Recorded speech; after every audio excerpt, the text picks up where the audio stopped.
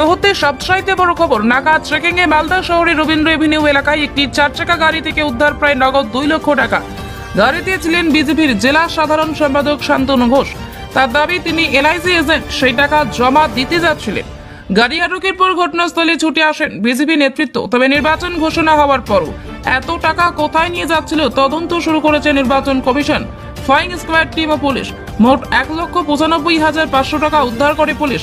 নির্বাচন ঘোষণা হয়ে যাবার পর কোন দল এভাবে টাকা নিয়ে যেতে পারে না বলে জানিয়েছেন তৃণমূল কংগ্রেসের রাজ্য সহ সভাপতি কৃষ্ণেন্দু নারায়ণ চৌধুরী। আমরা ফ্লাইং স্কোয়াডে চেক করছিলাম আজকে।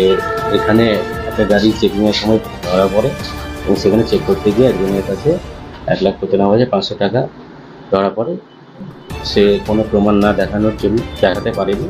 আমরা সেটা ডিস্ট্রিক্ট যে ক্যাশ কমিটি রিলিজ কমিটি আছে সেখানে আমরা পাঠিয়ে দিয়েছি। ডিস্ট্রিক্ট ডিফেন্স কমিটি সেখানে বাকিটা দেখবে।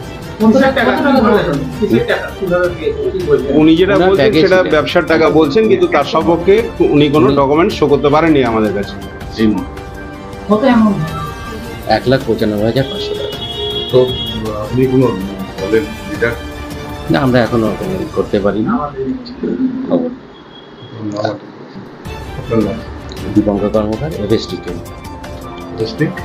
10। নির্বাচন কমিশনের অর্ডার অনুযায়ী চারিধারেই নাকা চেকিং হচ্ছে। আজকে এই আমাদের রবীন্দ্রনাথ স্ট্যাচুর পাশেই একটা গাড়ি থেকে প্রায় 2 লক্ষ টাকা এটা উদ্ধার করেছে পুলিশ। তদন্ত করে দেখছে যে কি কাজে এটা ব্যবহার হবে এবং কোন দলের হয়ে যাচ্ছে সেটা দেখছে।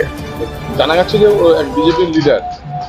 দেখুন, বিজেপি হোক, তৃণমূল হোক, কংগ্রেস হোক, সিপিএম হোক, নির্বাচন কমিশনের দায়িত্ব এটা বের করা, আর আপনাদের কাজ হচ্ছে সঠিক তথ্যটা দিয়ে দেওয়া।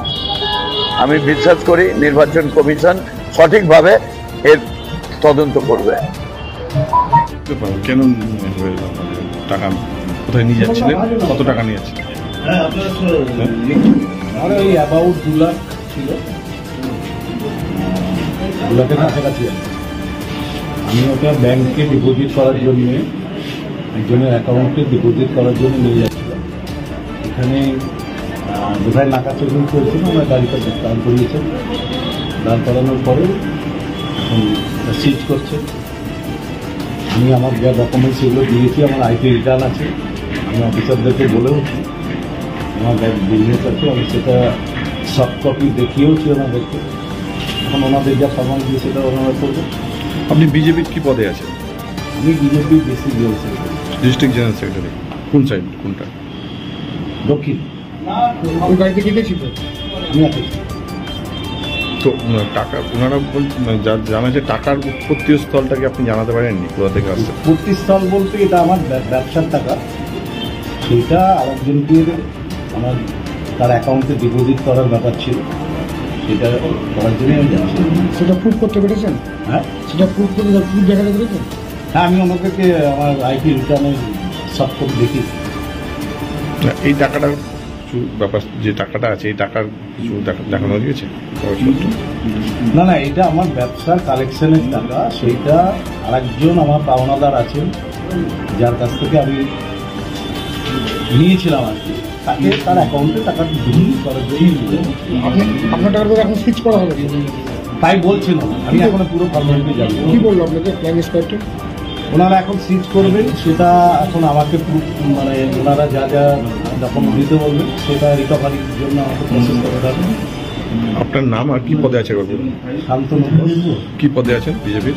বিজেপির আমি দক্ষিণ বাংলার জেনারেল সেক্রেটারি।